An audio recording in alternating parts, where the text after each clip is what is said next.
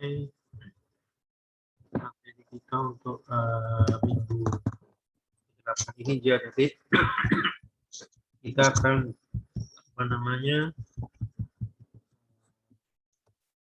membahas terkait net present value. Ya, seperti kita pelajari minggu kemarin ya, jadinya bahwa net present value ini adalah nilai uang ya. Nilai uang yang sekarang ini berbeda dengan nilai uang yang akan datang ya, jadi 10 tahun ke depan atau 20 tahun ke depan. Nah, makanya orang-orang ini kepingin net present value ini ternyata adanya net present value ini menyebabkan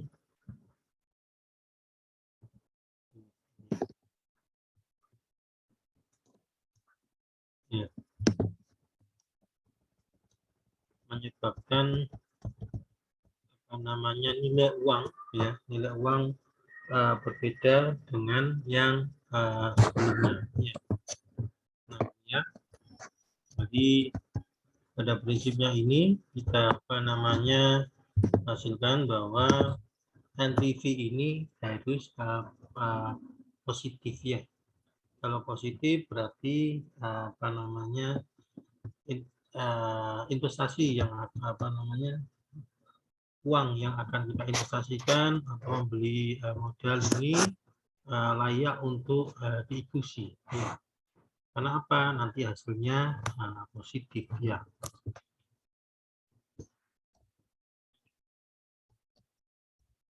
Yang kemarin sudah saya berikan. Nah, ini yang proyek bisa dijalankan kalau NPV-nya lebih besar dari 0. Sedangkan kalau NPV-nya lebih kecil dari 0, berarti proyek ditolak. Nah, bagaimana dengan sama dengan 0? Nah, ini investasi yang dilakukan tidak mengakibatkan perusahaan untung ataupun rugi. Nah, kalau gitu, maka proyek ini dilaksanakan atau tidak dilaksanakan, ini tidak berpengaruh bagi keuangan perusahaan. Ya, tetapi kadang-kadang perusahaan melihat bahwa proyek ini tetap dilaksanakan. Kenapa? Karena menjaga positioning perusahaan sebagai, maksudnya positioning sebagai market leader atau terkait revenue. Makanya proyek ini harus dilaksanakan ya. Nanti tugas nanti adik-adik akan di lain kesempatan ya akan membahas terkait itu ya, presentasi. Oke, terus kemudian setelah kita belajar net present value, analisa yang keduanya itu adalah terkait internal rate of return ya, atau IRR, laju pengembalian modal. Nah ini kita lihat bahwa untuk ini ya, ini kita harus dasarkan pada bunga yang berlaku di bank, misalnya bank bukan BI ya, Bank Indonesia, tapi adalah bank kedua setelah BI. Jadi yang berhubungan langsung kepada konsumen. Nah, kalau misalnya bunga pinjamannya itu dasar pada misalnya kurs dari Bank Mandiri dengan I-nya sama dengan 10,5, maka I sama dengan 19% ini perusahaan ini layak untuk didirikan. Tetapi sebaiknya adik-adik ya, I-nya itu harus amannya sih ya, amannya itu harus lebih dari 2 kali ya untuk industri, salah satunya adalah industri kimia. Tetapi best practice ya, jadi best practice dari industri-industri yang pernah dilakukan di kimia ini ya, kemarin saya sempat diskusi dengan Pak Praharso ya, di mana Pak Praharso ini sudah memiliki pengalaman ya menganalisa berbagai perusahaan dalam melakukan investasi makanya best practice-nya itu internal rate return-nya itu sama dengan 15%, jadi di atas 15%. Tapi kalau misalnya di bawah 15%, maka biasanya ada syarat khusus ya. Seperti salah satunya investor dari Cina itu menginginkan semua pekerjanya bisa itu didatangkan dari negaranya, atau semua memakai memakai udah didatangkan dari negara Cina. Seperti itu ada. Jadi makanya perusahaan ini juga melihat kepastian ya, bahwa kalau dari negaranya semua bisa terhandle ya, karena dia tidak sudah pengalaman ya dalam di negara tersebutnya.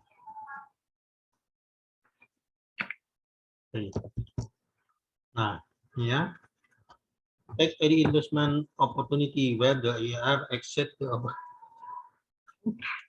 opportunity cost of the capital ya. Jadi kalau misalnya investasi dari IRR ini melebihi the opportunity cost, maka ini adalah peluang ya.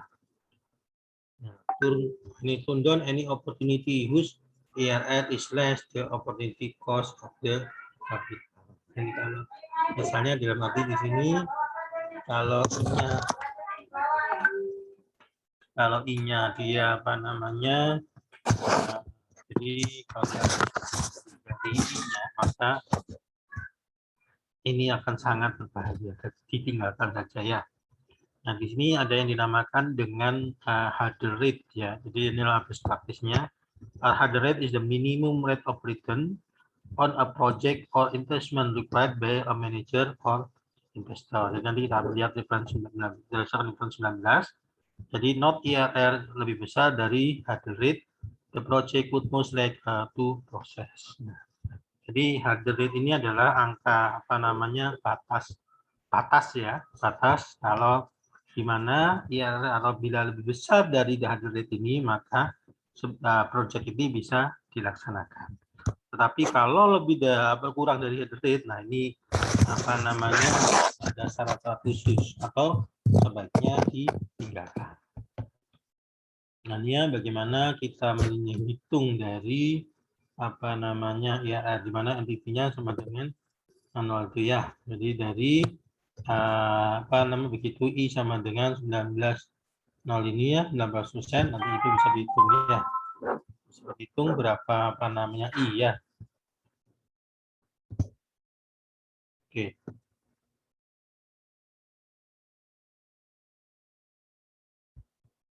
Nah, di sini ya, kita lihat di sini bahwa IRR ini didapat ketika NPV-nya itu sama dengan 0. Ini IRR sama dengan 14% ya. Nah, kemudian jadi syarat sebaiknya IRR itu lebih besar dari bunga bank atau sekitar best practice-nya ya, berdasarkan hurdle rate ya. Jadi itu adalah batas angka IRR harus lebih besar dari hurdle rate-nya tadi ya. Biasanya hurdle rate-nya antara sekitar 15% ya. Terus kemudian bagaimana kita melihat terkait break even point, hati-hati. Di sini break even point ini antara kapasitas produksi ya sebagai sumbu X, dan di sini adalah value ya, jadi rupiah. Jadi di mana ada perpotongan antara TPC dan total capital investment ya, terus dengan total produksi fixed variable dan sebagainya. Ini adalah perpotongan di mana titik ini adalah titik perusahaan itu tidak untung dan tidak rugi dengan kapasitas tertentu ya. Jadi biasanya jangan sampai nanti kapasitasnya break even point-nya lebih besar dari 50% ya. Kalau 50% maka dia berbahaya ya. Nah, kalau 60% berarti dia keuntungannya masih sedikit ya. Nah, kalau bisa mungkin antara 20 sampai 40% adalah titik aman dari break even point-nya di sini. Nah, ini tadi IRR ya. Jadi cara menghitung IRR apabila ini pada tahun pertama 2, 3, dan 4 dengan bunga I-nya 90%, ya. Terus kemudian didapat cash out ini pada tahun 140.000, terus kemudian mendapat 50.000 dan 93.000. Nah, didapat IRR-nya sama dengan 32%. IRR ini lebih besar dari 15%, atau ini biasanya dikenal dengan hurdle rate-nya, ya.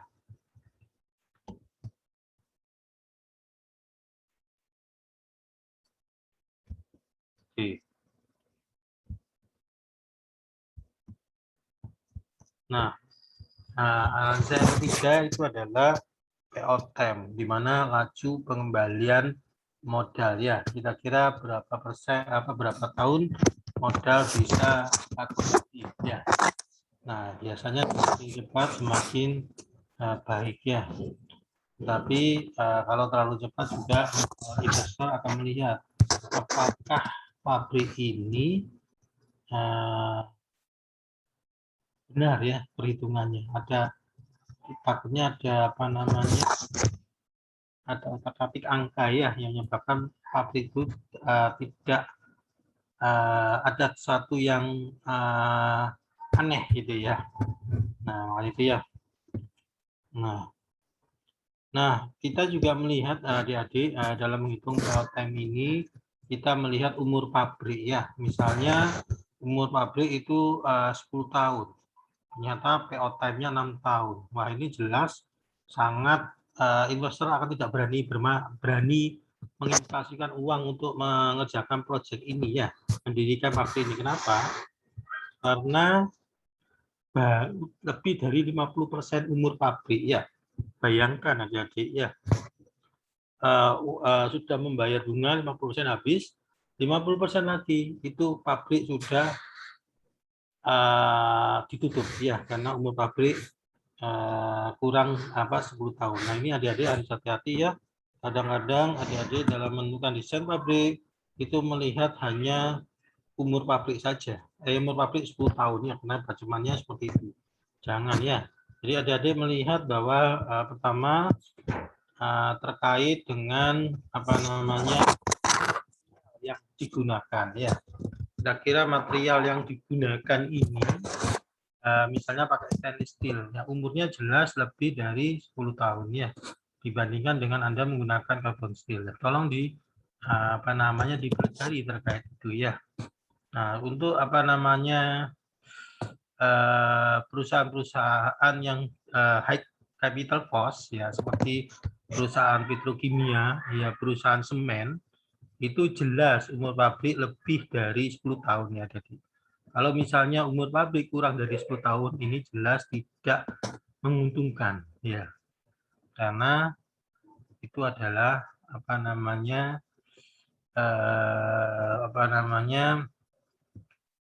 sangat merugikan para investor, yang baru 50% pengembalian modalnya, ya, pada misalnya tahun ke-5 atau tahun ke-6, terus tahun ke-10 sudah tutup, ya. Dasar dari umur pabrik ini juga bisa melihat pada ketersediaan bahan baku, ya. Salah satunya itu adalah adik-adik pernah tahu semen Gresik, ya. Jadi semen Gresik yang ini sangat bergantung dengan batuan kapur, ya, dan tanah liat yang ada di Gresik, ya.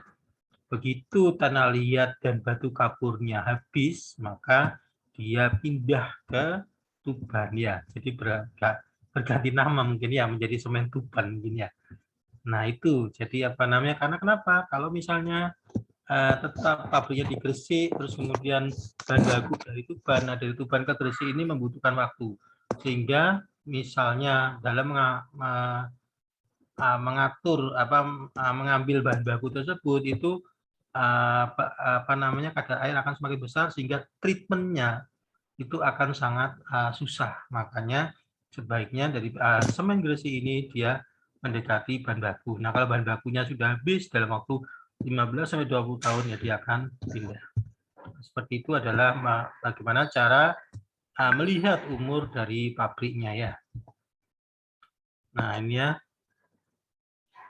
ya tadi terkait apa namanya impas atau apa namanya PB, di mana biaya produksi total dengan biaya penjualannya, biaya tetap fixed cost dengan biaya variable cost ya, biaya semi bergas dan biaya total tidak dipengaruhi oleh kapasitas produksi. Nah, ini ya. Jadi ini cara menghitung PB ya, di mana ini adalah fixed cost, semi variable cost dikali 100%. Nah, ini akan didapat PB-nya seperti ini.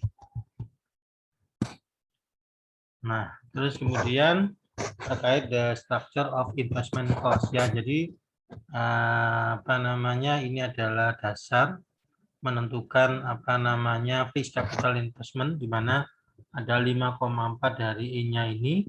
Jadi direct cost ya, 3,6 I ditambahin direct cost, investment 1 I ditambah 1,44 I ya. The total capital cost ya, the total depreciable fixed investment include the cost of land which is not, tapi tidak melibatkan depreciable cost ya. Working capital, di mana di sini 15% dari total capital investment atau dinamakan dengan 0,89 I-nya. The capital required to fund operation over and above the fixed investment capital in land, building, plant, and equipment. Yeah. It is considered a liquid asset that can be converted into a positive cash flow when a project and ya. Jadi ada convert into positif. Jadi working capital ini bisa dilikuidkan apabila project itu sudah berhenti ya. Nah, ini structure of investment. Di sini ya, ini akan dipelajari nanti ya, owner project management cost. Jadi ada 50% dari direct cost ya, which include technical and economic feasibility studies. Nah, ini kita harus menganggarkan ini ya. Terus kemudian environmental impact studies dan taxation. Jadi apa namanya, di sini ada, lupa yang itu apa namanya, lingkungan itu AMDAL ya. Jadi harus AMDAL dan sebagainya, plan site selection, land procurement dan sebagainya. Terus kemudian terkait pre-operation and startup expense ya, 6% sampai 10% dari fixed capital investment. This provide for the cost include between the end of transaction and the production of quality product at the same capacity.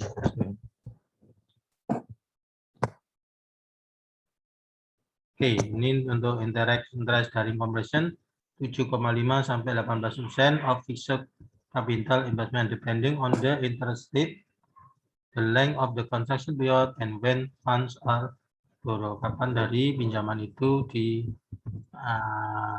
dipinjam ya. Total capital investment, the sum of total fixed investment and working capital. Nah, ini misalnya the structure of investment cost ya. Nah, ini coba nanti Anda isi apa namanya titik ini ya. Jadi example ammonia plant investment cost. Jadi baterai limit cost ya. Jadi ini apa best practice di dalam industri kita menghitung ISBL ya. Biasanya ke apa namanya dasar dari apa namanya apa ya, ngomongnya susah ya, dasar dari apa namanya kita memastikan bahwa ini investment ini bisa atau tidak ya. Nah, terus kemudian raw material and product storage, jadi 30 days at $90 per ton, utility 10% of fund ya, 10% dari ini. Terus kemudian general service ini ya, total inside cost, spare parts, project management, nah tadi ada 5% ya, interest during construction ya, total. Kemudian ada di sini total fixed investment ya. Jadi total fixed investment ini di luar dari internality EDC-nya ini ya.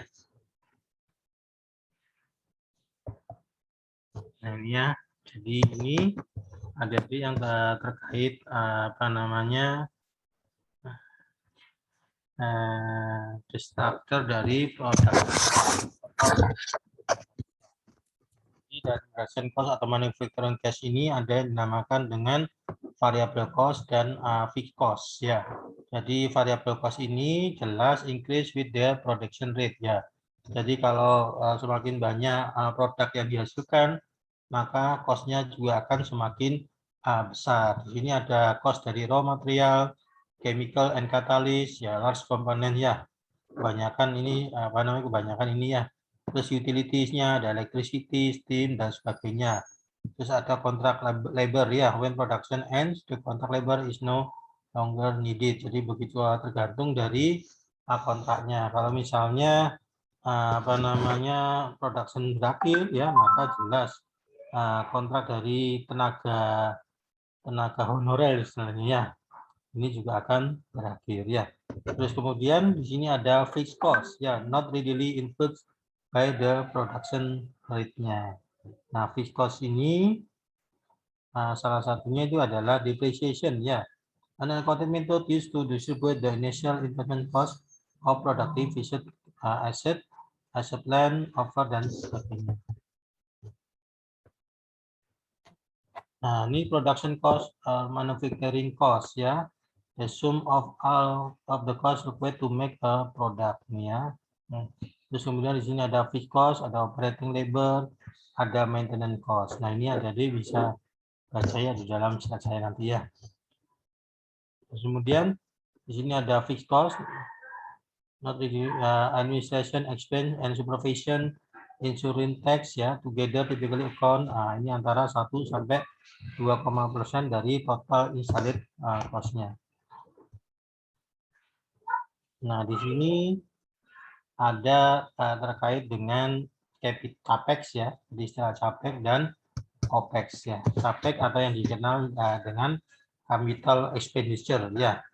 Jadi purchase of new property, nah ini new property, plant and equipment excluding working capital. Jadi working capital itu masuk di dalam capex. Ada definition ya, berdasarkan revisi literatur nomor 12 ini ya, capex itu sama dengan fixed capital ditambah working capital ditambah all activities from design to plan commissioning. Jadi ada komisi dari semua aktiviti dari desain yang menjadi plan ya, itu adalah capex ya, fixed capital ditambah working ditambah all activities. Sedangkan untuk OPEX atau operating expenses ya, jadi expense from the ordinary cost of running the business that are not directly related to producing the goods or services being sold ya. They include administrative expenses, jadi general expense itu adalah masuk dari expense ya. And overhead cost ya, salary, indirect personnel, marketing cost, and research and development expenses. Ini ada di dalam reference nomor 6 ya.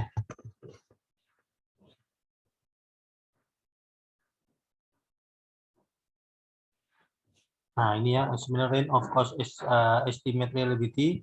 Ada order of magnitude-nya 45% ya, opportunity study plus minus 30%, preview study plus minus 20%, feasibility study plus minus 10%. Jadi purchase equipment delivery atau I-nya ini sama dengan 100.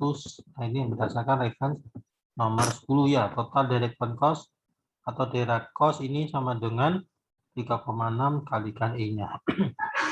The main production unit includes all equipment delivered and installed with all instrumentation and control, piping, and electrical kits, including the facility required to support the plant. This may include utilities, ya, jadi water treatment, steam generator, dan sebagainya. Ini masuk di dalam the facility required to support the plant-nya ya.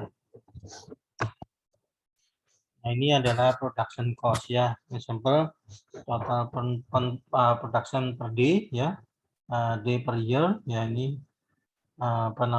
kita melihat proses gas ya. Jadi proses gas ini kita mulai bisa proses mulai ke 6 ya sampai ke 10 ya. Jadi di sini ada combustion gas, kuantitinya segini, per unitnya segini ya, ton. Terus kemudian pendapatannya ini ya. Terus kemudian katalis dan sebagainya itu kita hitung ya. Jadi kemudian kita masukkan total variable cost Jadi di sini ya. Terus kemudian total variable if exclude the gas. Jadi dihilangin gasnya maka 13,79. Ini ada direct labor, depreciation dan sebagainya. Ini yang dinamakan dengan total direct cost-nya kita hitung ya. Terus kemudian COGS-nya 142. Kemudian kita lihat hitung jumlahkan antara total direct cost sama variable cost ini, maka didapatkan adalah total production cost-nya. Begitu ya. Ini yang seperti saya jelaskan kemarin ya. The financing decision concern the capital structure used to fund the firm business activity. Ya, the financial objective of corporation is to maximize return subject to an acceptable level of risk-nya.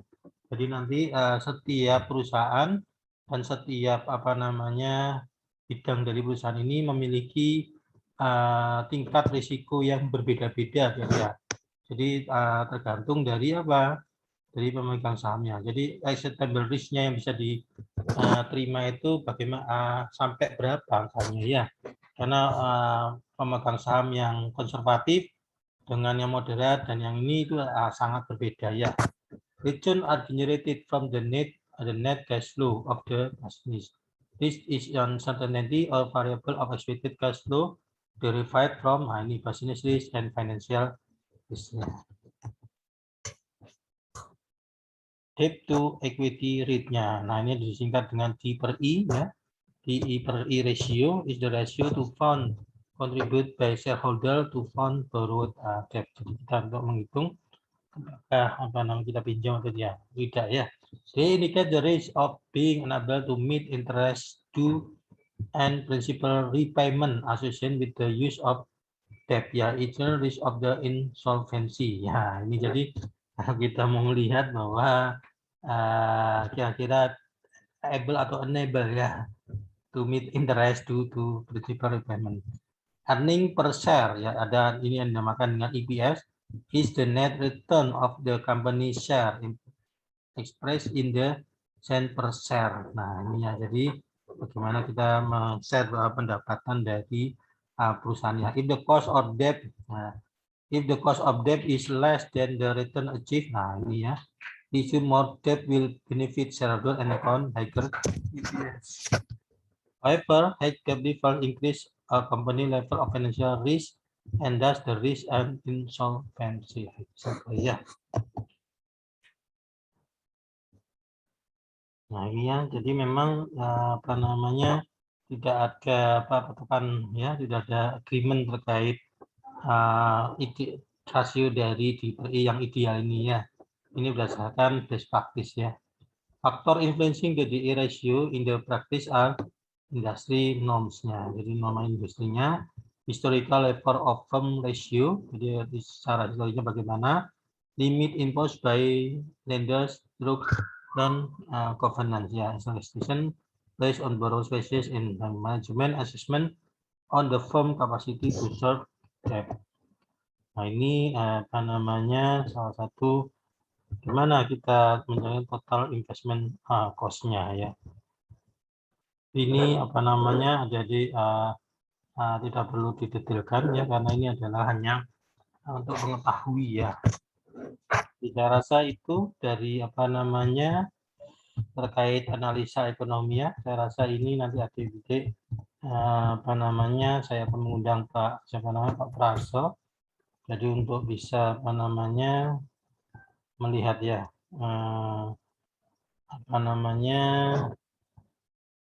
kebutuhan ya bagaimana pengalaman beliaunya dalam melakukan analisa ekonomi di berbagai perusahaan ya. Oke, saya rasa itu yang bisa saya sampaikan. Nah ini coba saya jelaskan karena terkait dari akan analisa di perancangan pabrik ya.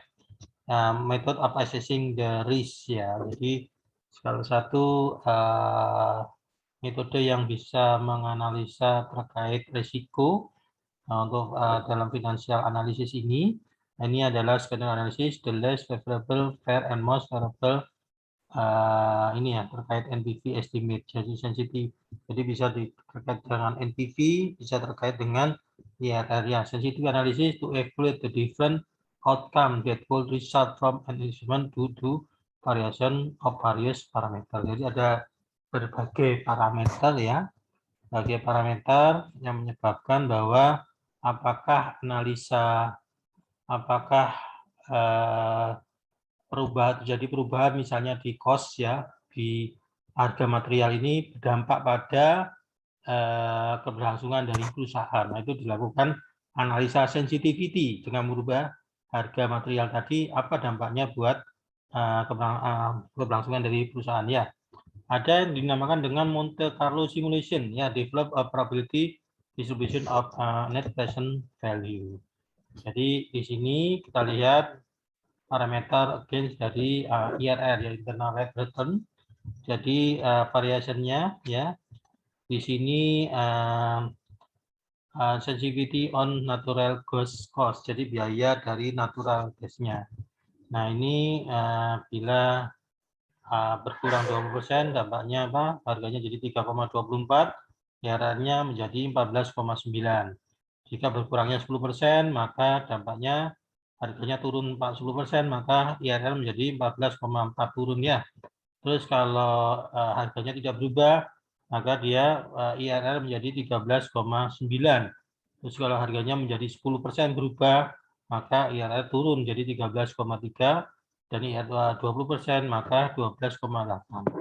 Nah, ini terkait dengan IRR. Nah, ini perubahan dari natural gas-nya. Terus kita melihat terhadap plan cost ya. Jadi kalau misalnya kita kurangi 20%, maka menjadi 480 cost-nya, maka ini IRR-nya 16,4, paling gede ya. Jika 10% itu menjadi 15,0. Nah, ini dampaknya tinggi ya. Bila 0% ini turun jadi 13,9. Turunnya drastis nih ya. Hampir ya. Terus kemudian dari 0 sampai 10% ini 12,8. Terus kemudian 20% ini 11,9. Nah, terus kemudian untuk metanol price. Jadi bila berkaitan dengan harga metanol ya, harga metanol ini, harga produknya ini ya.